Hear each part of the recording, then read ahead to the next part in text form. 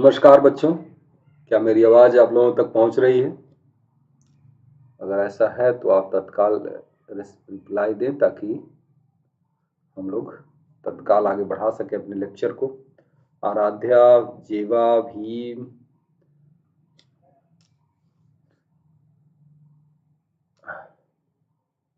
अच्छा आ रही है। मनीष, गुड इवनिंग बच्चों।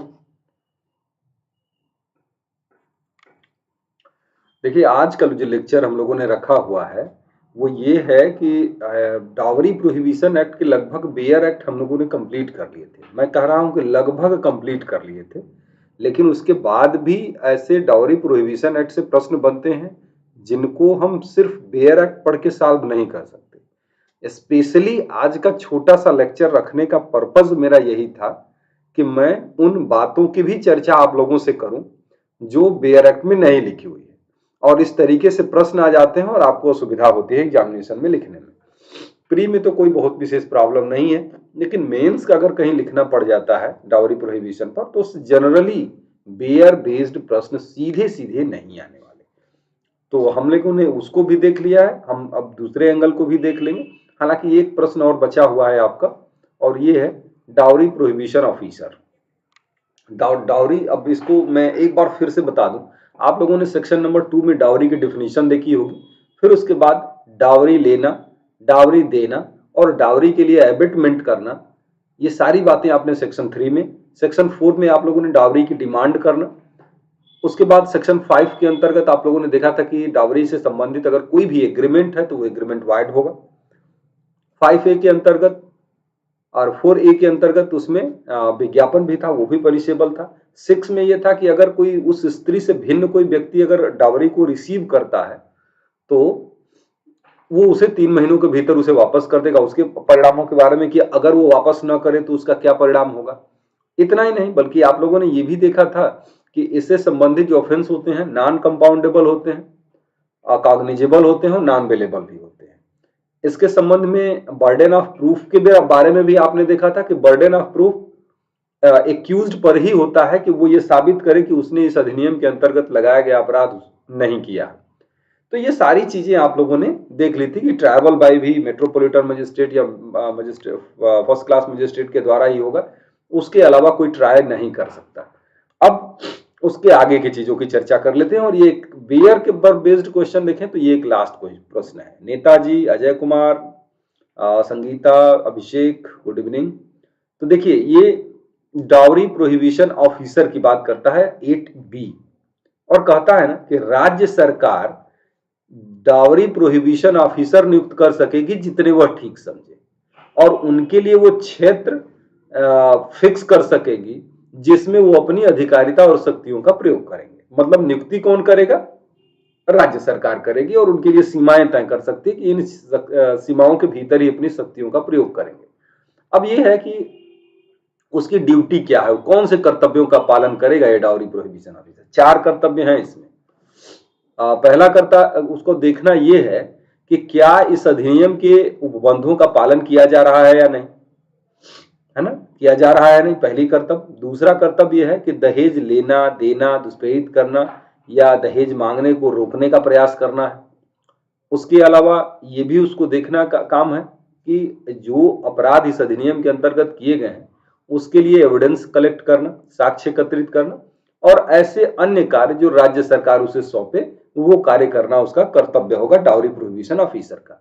मैंने 4 कर्तव्य बताए। एक वो कि इस अधिनियम के अंतर्गत जो नियम है उनका पालन किया जा रहा है कि नहीं, इस अधिनियम के अंतर्गत जो अपराध है उनको रोकने का प्रयास करना, उसके लिए साक्ष्य इकट्ठा करना, और अन्य कार्य जो राज्य सरकार उसे सौंपे वो सारी करेगी।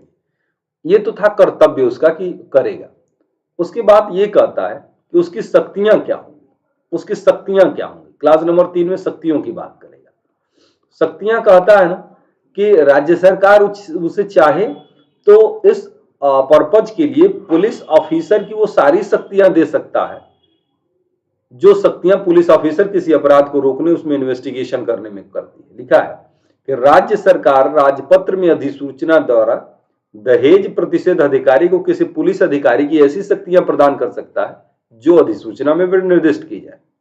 वह ऐसी शक्तियों का प्रयोग और ऐसी परिसीमाओं और शर्तों के अधीन रहते हुए करेगा जो इस अधिनियम के अधीन बनाए गए नियमों द्वारा निर्दिष्ट किया जाए। आपको कीवर्ड क्या याद रखना है कि राज्य सरकार पुलिस अधिकारी की शक्तियां भी उसे दे सकता है। चौथा ये कहता है कि उस दहेज प्रतिषेध अधिकारी के सलाह के लिए उसमें अच्छे से अपने कर्तव्य का पालन कर सके, उसकी सहायता के लिए एक सलाहकार बोर्ड बनाएगी और उस सलाहकार बोर्ड में जो कम से कम 5 सदस्यों से मिलकर बनेगा, कम से कम 5 से सदस्यों से मिलकर बनेगा और उसमें से 5 में से कम 2 महिलाएं होंगी। तो इस तरीके से उस बोर्ड का गठन होगा और बोर्ड वो दहेज प्रतिषेध अधिकारी की बार बार हेल्प करेगा। तो उम्मीद है कि यह बात आपको क्लियर हुई होगी कि राज्य सरकार दहेज प्रतिषेध अधिकारियों की नियुक्ति करती है 8B के अंतर्गत। जितना चाहे उतनी नियुक्त कर सकती है, उनकी क्षेत्र और सीमाएं निश्चित कर सकती है, ये कर सकती है। उसके अलावा उसके 4 कर्तव्य भी आपने देखे। फिर उसके बाद पुलिस अपने कर्तव्यों को सही तरीके से पालन कर सके, इसके लिए उसे पुलिस अधिकारी की शक्तियां भी दी जा सकती हैं। और उसके अलावा एक सलाहकार बोर्ड नियुक्त किया जाएगा जो कम से कम 5 सदस्यों से मिलकर बनेगा, जो उसमें से जो 2 सदस्य होंगे वो महिला ही होंगी। तो यहीं तक आपको प्रश्न आना है। बाकी नियम बनाने की शक्ति 9 में भी होगा और 10 में भी होगा। तो 9 में सेंट्रल गवर्नमेंट की रूल मेकिंग पावर है और 10 में जो होगा वो स्टेट गवर्नमेंट की रूल मेकिंग पावर है। तो ये बात आपका बेयर से हुआ। अब हम थोड़ा सा अलग तरीके के एंगल देखते हैं डाउरी प्रोहिबिशन एक्ट।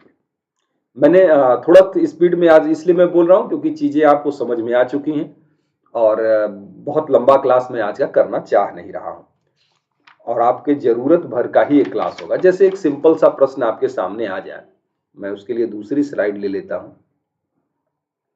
कहां मिलेगी स्लाइड?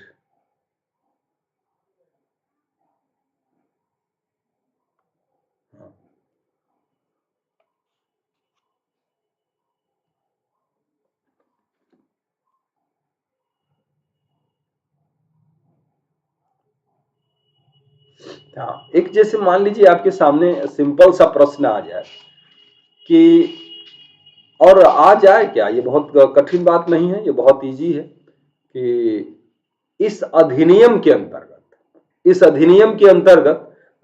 दावरी लेने देने से संबंधित क्या प्रोविजन है। नहीं, आप समझिए यहीं से शुरुआत हो रही। Good morning, good evening Neeraj. ठीक है, मान लीजिए यही प्रश्न आ जाए कि इस अधिनियम के अंतर्गत डावरी लेने देने के संबंध में क्या प्रावधान है। ठीक,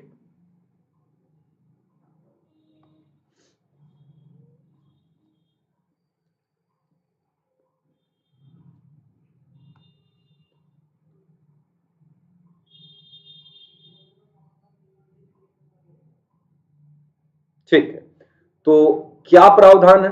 तो तुरंत दांडिक प्रावधानों की चर्चा करें तो फिलॉसफी देने के चक्कर में मत पड़िएगा।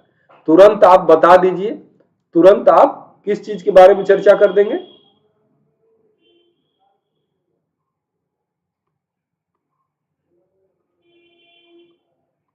हाँ, तुरंत आप सेक्शन 3 की चर्चा कर देंगे। बस वही आपको बताना ही है। सेक्शन 3 बता दीजिए, सेक्शन 4 बता दीजिए, सेक्शन 4A बता दीजिए।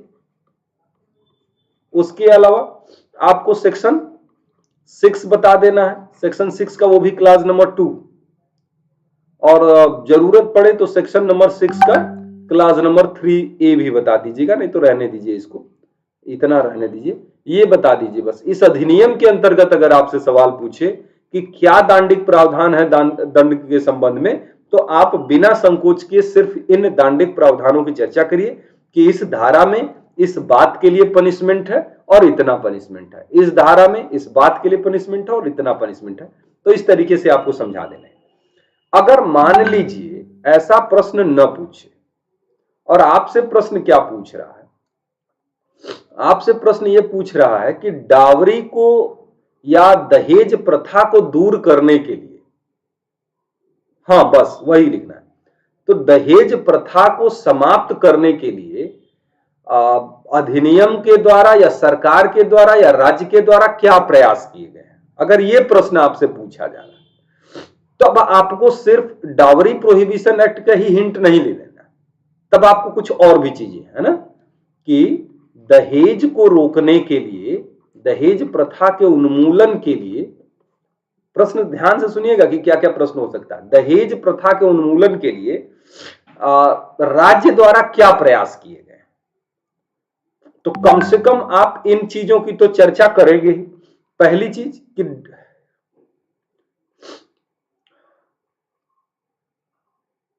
दहेज प्रतिषेध अधिनियम, दहेज प्रतिषेध अधिनियम, डावरी प्रोहिबिशन एक्ट, ये प्रावधान किया गया है, ये आप बता देंगे क्योंकि आप तो ये पढ़ा ही है। उसके अलावा दूसरा आप क्या बता देंगे, आईपीसी सेक्शन 304B है ना, डावरी डेथ की डिफिनेशन यहीं पे है और पनिशमेंट, डावरी डेथ यानी दहेज मृत्यु के बारे में प्रावधान यहीं पे है। उसके अलावा आप उसके अलावा और भी बता सकते हैं, आईपीसी 498A, अब 498A के बारे में भी कुछ बता दिया हमने, ठीक है, पता है ना, क्रूएलिटी है, किसके द्वारा, एक्चुअल में हस्बैंड और हस्बैंड के रिलेटिव द्वारा क्रूएलिटी के संबंध में है 498A। उसके अलावा आप एविडेंस के सेक्शन को भी गिना सकते हैं। एविडेंस में एक सेक्शन है, आप 113A एबेटमेंट टू सोसाइट के लिए प्रिजम्पशन है ना, एबेटमेंट टू सोसाइट के लिए प्रिजम्पशन है, ये आप गिना देंगे। उसके अलावा एविडेंस का ही सेक्शन आप मेंशन कर सकते हैं,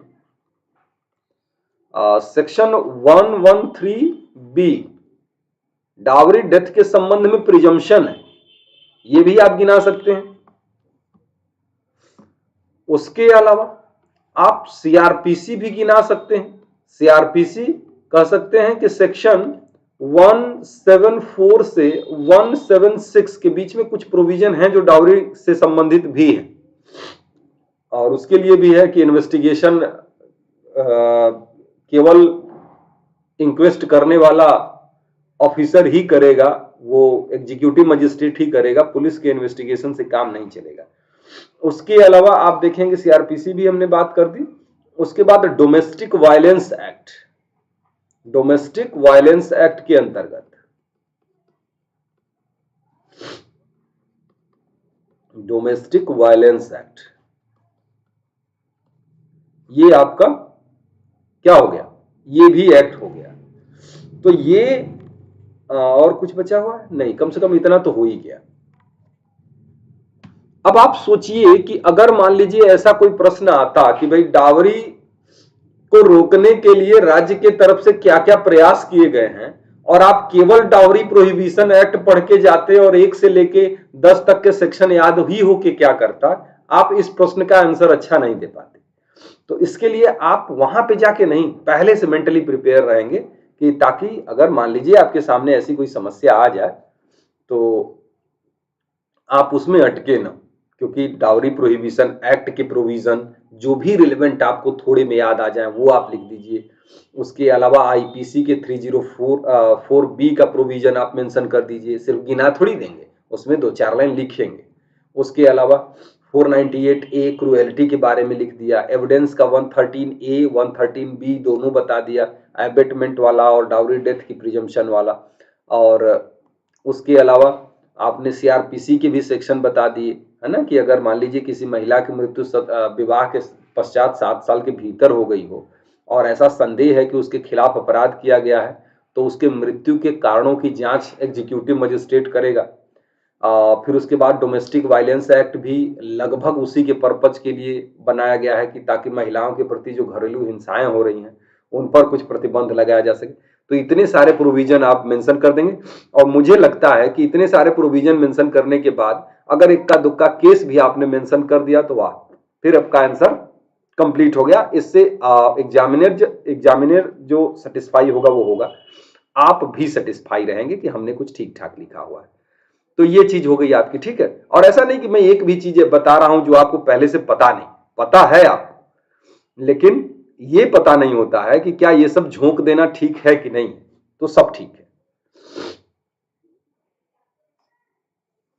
टेलीग्राम चैनल है बेटा नीरज, आप सर्च कर सकते हैं यूए धर्मेंद्र, ठीक है, यूए धर्मेंद्र,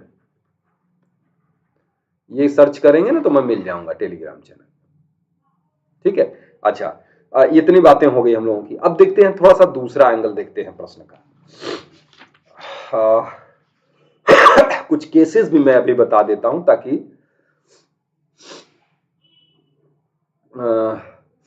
कुछ केसेस भी मैं बता देता हूं ताकि उसमें आप अगर मान लीजिए प्रश्न आए तो रेलेवेंट जगह पर उस केस को भी आप मेंशन कर सकें। आज तबीयत मेरी ठीक लग नहीं रही है, लेकिन क्लास मैंने शेड्यूल कर दिया।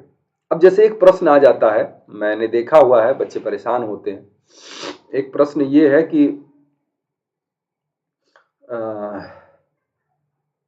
हाँ, जैसे घुमा के ये प्रश्न पूछता है कि अगर एक पर्सन पर अगर डावरी डेथ का एलिगेशन लगाया जाता है, किसी व्यक्ति पर डावरी डेथ का एलिगेशन लगाया जाता है और डावरी डेथ साबित नहीं हो पाता, तो क्या 498A के अंतर्गत कन्विक्शन किया जा सकता है कि नहीं।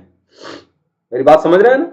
ये प्रश्न मैंने कईयों बार परीक्षाओं में देखा हुआ है कि अगर सेक्शन 304B आईपीसी, मतलब क्या है, ये डावरी डेथ है, तो अगर कहता है कि डावरी डेथ के लिए एलिगेशन लगाया जाए और वो साबित न हो पाए, तो क्या सेक्शन 498A यानी क्रुएलिटी का एलिगेशन, क्रुएलिटी के लिए उसे कन्विक्ट किया जा सकता है कि नहीं। ऐसा कुछ प्रश्न हो सकता है। हाँ जय, ऐसा कुछ प्रश्न हो सकता है कि आपको थोड़ा सा परेशान करे, या ये कि थोड़ा सा इसी को चीज को थोड़ा और घुमाने का प्रयास करे इसमें कि एक पर्सन है, उसको एलिगेशन लगाया गया, उसको चार्ज लगाया गया 304B का और 498A का, क्या दोनों चार्ज एक साथ लगाए जा सकते हैं कि नहीं। समझ रहे हैं मेरी बात कि क्या 304B और 498A दोनों एक साथ सेक्शन लग सकता है कि नहीं। ये ऐसे प्रश्न आते हैं, आप निश्चिंत रहिए। देखिए जो 304B है ना, 304B में 498A ऑटोमेटिकली फिट है, समझ रहे, क्योंकि 304B के जब आप इसेंशियल को, अब एक्सप्लेन कैसे करेंगे, तो 304B के जब आप इसेंशियल को डिस्कस करेंगे कि किसी विवाहित महिला की मृत्यु हुई हो, उसकी मृत्यु जलने से, चोट से या संदेहास्पद परिस्थितियों से भिन्न परिस्थिति में हुई हो, या फिर ये उसमें आप डालते हैं कि उसकी मृत्यु से पहले उसके साथ क्रुएलिटी की गई थी, क्रुएलिटी पति या पति के नातेदारों द्वारा की गई थी, क्रुएलिटी डावरी को लेके की गई थी, ऐसा कुछ आप देखते हैं ना, तो क्रुएलिटी उसमें शामिल ही है 304B में, कोई बात नहीं। तो 304B में जब क्रुएलिटी शामिल है तो बिल्कुल एलिगेशन आप दोनों का साथ में लगा सकते हैं। या अगर 304B का एलिगेशन लगाया गया और 304B साबित नहीं हो पाया, तो क्या 498A के अंतर्गत कन्विक्शन हो सकता है कि नहीं। बिल्कुल यस हो सकता है। यही प्रश्न आएगा तो आपको आंसर लिखना है कि यस हो सकता है। क्यों,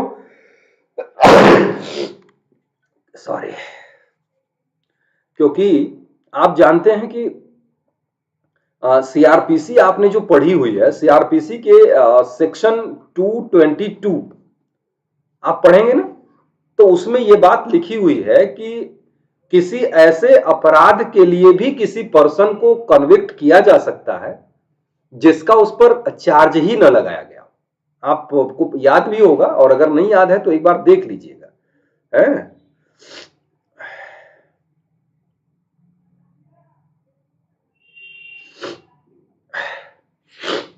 नहीं बेटा, वो हम पढ़ा चुके हैं, वो पिछले क्लास में ही डावरी में बता चुके थे, तो ये हम इसी में बता, कुछ अलग क्वेश्चन बनते हैं उस पर चर्चा कर रहे हैं। समझ रहे हैं मेरी बात।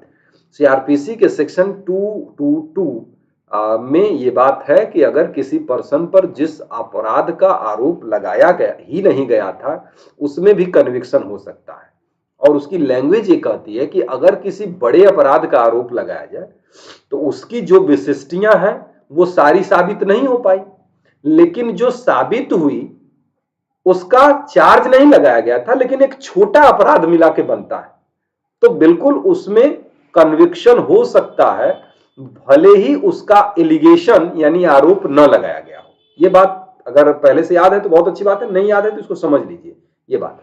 अब इसी तरीके से जब 304 बी के का चार्ज लगाया गया, यानी बड़ा अपराध है, उसमें कई एसेंशियल प्रूफ करने पड़ते हैं। अगर उसमें की एक दो इसेंशियल प्रूफ हो जाएं और वो 498 का ऑफेंस कंप्लीट करे, तो 498 का एलिगेशन न भी लगाया गया हो तब भी कन्विक्शन हो सकता है। क्लियर हो गया? तो ये चीज अगर घुमा फिरा के प्रश्न पूछेगा तो आप 304 बी और 498 ए के इसेंशियल को गिना देंगे और 222 का रेफरेंस लेते हुए उसमें कन्विक्शन कर देंगे। ठीक है? अच्छा, अब एक चीज और इसमें कर लीजिएगा, एक बड़ी लीडिंग केस है क्रूएलिटी पर और डावरी डेथ भी आए तो आप उसमें वो मेंशन कर सकते हैं, अर्नेश कुमार की case, Arnesh Kumar versus state of Bihar की केस है। मैं आज बहुत गंदा लिख रहा हूं, मुझे पता है। तो अर्नेश कुमार, ठीक है, Arnesh Kumar versus state of Bihar, ये केस आपको जो होगी वो 2014 की केस होगी। इसमें बहुत सारी गाइडलाइन दी गई थी पुलिस को, सुप्रीम कोर्ट के द्वारा कुछ गाइडलाइन दी गई थी और वो गाइडलाइन ये थी कि जब भी क्रूएलिटी का या डावरी डेथ का एलिगेशन किसी व्यक्ति पर लगाया जाए तो पुलिस को ऐसे स्थिति में तुरंत गिरफ्तार नहीं कर लेना चाहिए। उसके लिए कुछ फॉर्मेलिटी है, कुछ प्रिलिमिनरी इंक्वायरी करनी चाहिए। जब लगे कि सच में अगर ऐसी इंफॉर्मेशन है जिसमें कि लग रहा है कि इंफॉर्मेशन में सच्चाई है, तभी किसी को अरेस्ट किया जाना चाहिए, अन्यथा 498 का मिसयूज नहीं होना चाहिए। करने का सुप्रीम कोर्ट का मतलब यही था कि मिसयूज नहीं होना चाहिए उसका। उसमें अर्नेश कुमार की केस जरूर लिखिएगा। और एक आठ और केस बता देता हूं और प्रॉब्लम भी देखिए। और बाकी चूंकि आप जानते हैं कि केवल डावरी डेथ पर भी प्रश्न हो सकता है, जबकि डावरी डेथ है ही नहीं, डावरी प्रोहिबिशन एक्ट के अंतर्गत डावरी डेथ है ही नहीं, फिर भी डावरी डेथ पर सीधे सीधे प्रश्न आ जाएगा। तो डावरी डेथ पर अगर प्रश्न आए, डावरी डेथ पर ही प्रश्न आ जाए, तब आप संकोच मत करिएगा कि डावरी प्रोहिबिशन एक्ट में है तो क्या करें। कोई बात नहीं, बस डावरी प्रोहिबिशन एक्ट का परिभाषा लिखिए कि डावरी की क्या परिभाषा है, और आप 304 बी को मेंशन कर दीजिए और एविडेंस एक्ट के 113 बी को मेंशन कर दीजिए और अपना काम कर लीजिए कुछ केसेस के माध्यम से। जैसे एक केस में बता देता हूं, वो केस होगी, ये केस होगी आप लोगों को, एक 2021 की केस मैंने खोज के रखी हुई है आप लोगों के लिए। हाँ, Satyavir Singh versus state of Haryana, Satyavir Singh versus state of Haryana.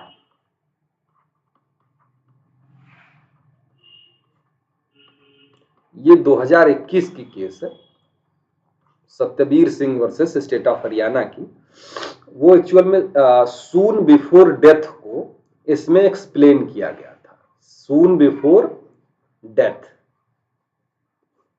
मतलब जब 304 बी आप पढ़ेंगे ना तो इसमें लिखा है कि मृत्यु के कुछ पूर्व उसके साथ क्रूरता की गई हो, है ना, मृत्यु के कुछ पूर्व उसके साथ। अभी कुछ पूर्व का कितना मतलब हम निकालें, क्या कुछ पूर्व का मतलब? 1 घंटे पहले, 1 दिन पहले, 1 साल पहले, कितना पहले कुछ पूर्व? तो कहता है कि कुछ पूर्व का मतलब कुछ नहीं कि वो 1 घंटे होना चाहिए कि 1 महीने बाद।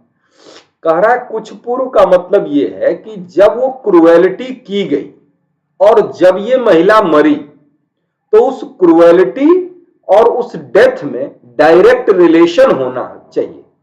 कितना समय की दृष्टि से कितना पहले हुआ है ये मैटर नहीं करता। मेरी बात समझ रहे हैं ना? सून बिफोर डेथ में आप देखेंगे बहुत सारी केसेस होंगी। माया Devi versus state of Haryana की भी केस होगी, 2016 की हमको लगता है केस है। उसमें भी सत्यवीर सिंह की केस लिखेंगे ज्यादा ठीक है क्योंकि ये नई है। तो सून बिफोर डेथ का मतलब क्या लिखा गया? उसमें यह बताया गया कि जब उसके साथ डावरी को लेकर क्रूएलिटी की गई उसमें और जब उसकी डेथ हुई, उस दोनों घटनाओं में डायरेक्ट रिलेशन होना चाहिए। वो चाहे 1 घंटे पहले हुआ हो, 1 दिन पहले हुआ हो या 1 महीने भी पहले हुआ हो, तब भी वो सून बिफोर डेथ ही कहलाएगा। तो ये है Satyavir Singh versus state of Haryana, Maya Devi versus state of Haryana. Ramesh Kumar की केस मैंने बताई दी है। इससे पहले जो अभी मैं बात बता रहा था, इससे पहले जो मैं अभी बात बता रहा था, कौन सी बात, हाँ, ये सारी बातें कि 304 बी का एलिगेशन लगाया जाए और 498 ए के अंतर्गत कन्विक्शन हो सकता है कि नहीं, तो उसमें आप जरूर कालिया पेरूमल की केस जरूर लिख दीजिएगा। किसकी केस? कालिया पेरूमल। कालिया पेरूमल वर्सेस मद्रास राज्य की केस है, पुरानी 2003 की केस है। Kaliya Perumal versus state of Madras. इसी में ये बात कही गई थी, इसमें ये बात कही गई थी कि अगर 304 बी का एलिगेशन लगाया जाए और वो न साबित हो सके,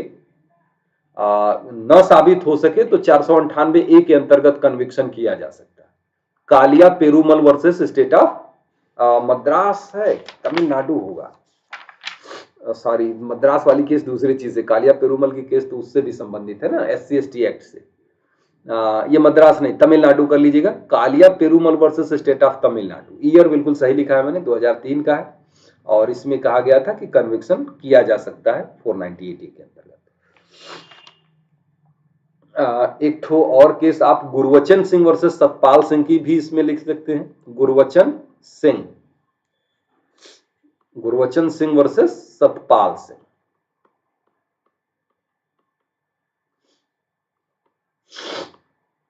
डावरी वगैरह को लेकर ताने मारे जाते थे, तो उस महिला ने आत्महत्या कर ली थी। तो उसमें प्रिजम्पशन 113A का लगाया गया कि डावरी डेथ के लिए, क्या कहते हैं, सुसाइड के लिए उसको एबेट किया गया था, मतलब आत्महत्या के लिए दुष्प्रेरण की उपधारणा उसमें बनी थी।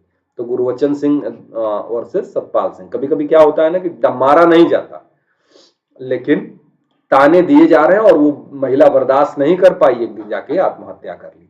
तो 113A के अंतर्गत प्रिजम्पशन बनती है एविडेंस एक्ट के। गुरबचन सिंह वर्सेस सतपाल सिंह के उस पर लीडिंग केस है। और एक लास्ट बात मैं और चर्चा करूंगा इस अधिनियम को लेके।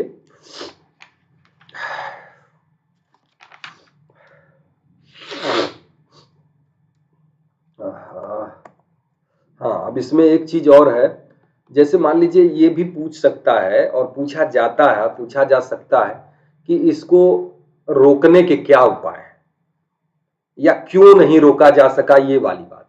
तो ये सब कॉमन सेंस है, किसी भी एक्ट में ये बात नहीं लिखी गई है कि कैसे रोका जाए, है ना। तो उसमें आप बस इन अधिनियम के रिलेवेंट चीजों की चर्चा करें और फिर उसके बाद जैसे एक ठो केस थी सोनी देवराज भाई, सोनी देवराज भाई, सोनी देवराज भाई versus state of Gujarat. State of Gujarat है पुरानी केस, लेकिन उसमें सुप्रीम कोर्ट ने कहा था, इस केस को जरूर लिख दीजिएगा, कि डावरी जैसी कुप्रथा को केवल विधि के द्वारा समाप्त नहीं किया जा सकता। क्या मैं कह रहा हूं कि दहेज जैसी कुप्रथा को केवल कानून के द्वारा समाप्त नहीं किया जा सकता, उसके लिए सामाजिक जागरूकता का होना बहुत जरूरी है। तो ये केस आप उसमें मेंशन कर सकते हैं जब आपकी ओपिनियन पूछी जाए कि कैसे समाप्त किया जाए वगैरह, तब।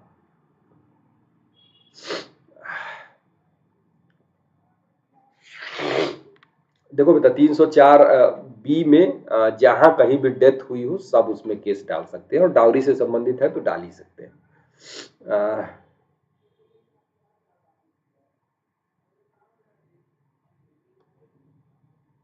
क्वेश्चन कैसे लिखा सकते हैं? आप लोगों को बहुत समय लग जाएगा ना क्वेश्चन लिखाने में।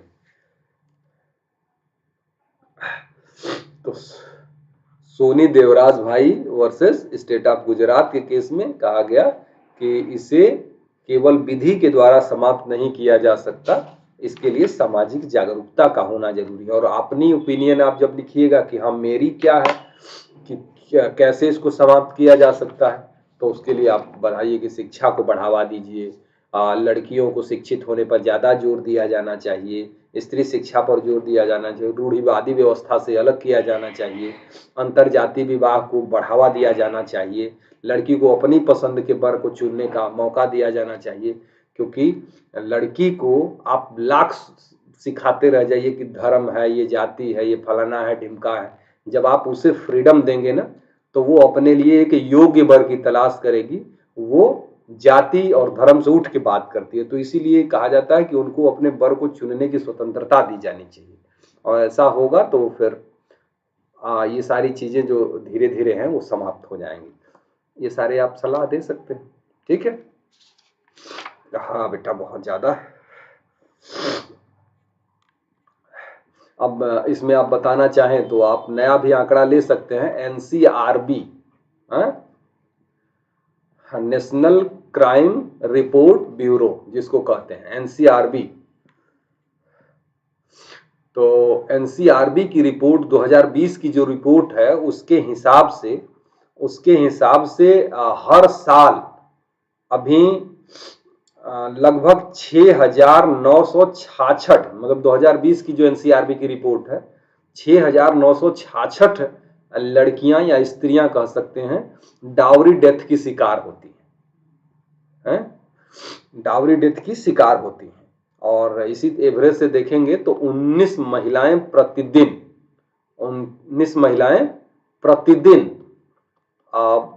उनकी मृत्यु होती है डाउरी की वजह से। तो ये सब आंकड़े वगैरह देके कहीं ना कहीं आप अपने आंसर के वेट को बढ़ा सकते हैं, और यही होता ही है।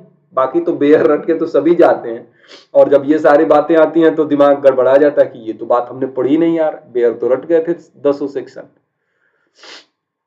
हाँ,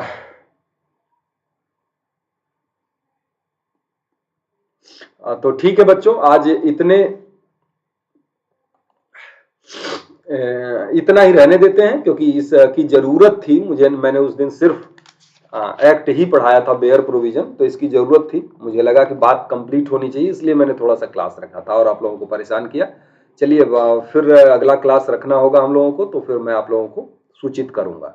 हाँ, मैं ये बता ही सकता हूं कि 28, 29 और 30 तारीख को कॉन्स्टिट्यूशन का एमसीक्यू मैं यूट्यूब पे कराने वाला हूं, तो वो तो मैं कराऊंगा, ठीक है। कॉन्स्टिट्यूशन के एमसीक्यू में कराऊंगा, यही 4, साढ़े 4 बजे से रहेगा, तो थोड़ा सा देख लीजिएगा, नोटिफिकेशन में भेज दूंगा। चलिए, बाय बाय, थैंक यू, फिर मिलते हैं अगली क्लास में।